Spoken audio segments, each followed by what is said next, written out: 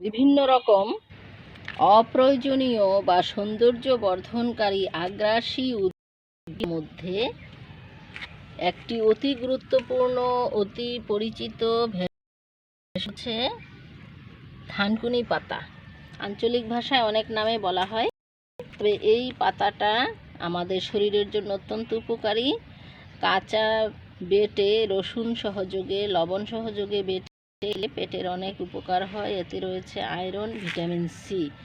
এছাড়া অনেক গুরুত্বপূর্ণ ভূমিকা পালন রাখে শরীরের ক্ষেত্রে করে। আর এটা আমাদের পেট বা পাকস্থলীকে শীতল রাখে, বিশেষ করে পেটের জন্য এটা অতি উপকারী।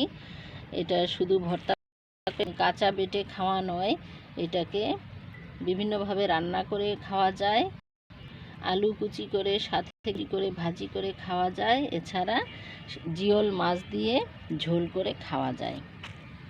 এটা হয়েছে আমার সালাদ কচুর এই যে চারাটা, এই সুরমা কচু বা সালাদ কচুর মাঝখানে। আর এটা কন্দ থেকে বংশবিস্তার করে তো এইভাবে এটা ছড়িয়ে যায়। উঁচু অঞ্চলে বিশেষ করে হয়, বিশেষভাবে যেখানে পানি জমে থাকে না সেখানে এটা বিশেষভাবে দেখা যায়। এটা আপনারা বাগানে রাখতে পারেন।